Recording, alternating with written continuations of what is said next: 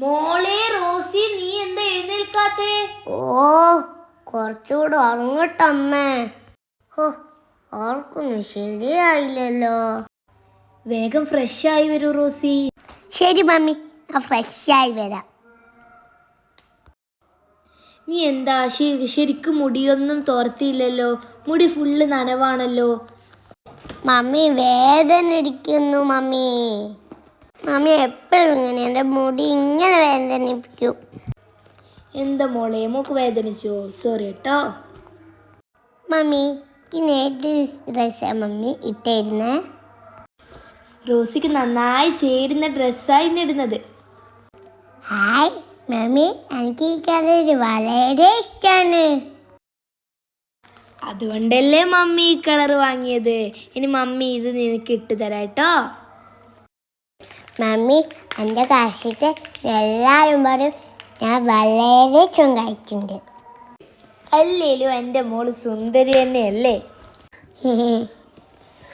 അതെ mummy. ഇക്കിളിയാണ് mummy. വികൃതി കാട്ടല്ലേ Rossi, സമയം ഒരുപാടായില്ലേ? മമ്മി, ഞാൻ ഇന്നലെ ഒരുപാട് പാട്ടെല്ലാം പഠിച്ചു കേട്ടോ മമ്മി. അതെയോ? ഏത് പാട്ടാ പഠിച്ചത്? ഞാൻ കുറുമിപ്പൂച്ചൻ്റെ പാട്ടാണ് ഞാൻ ഇന്നലെ പാടിയത്. എന്നാ അതൊന്ന് മമ്മിക്ക് പാടി കേൾപ്പിച്ചാട്ടെ റോസി. ഞാൻ പാട് മോളെ. കൊച്ചു പൂച്ചേ തന്നിട കൊച്ചു നാവ് പൊള്ളി കാച്ചി വെച്ച് ചൂടുപാൽ ഓടി വന്ന് നക്കി കൊച്ചു നാവ് പൊള്ളിയപ്പോൾ കൂച്ചക്കുഞ്ഞു കേണി.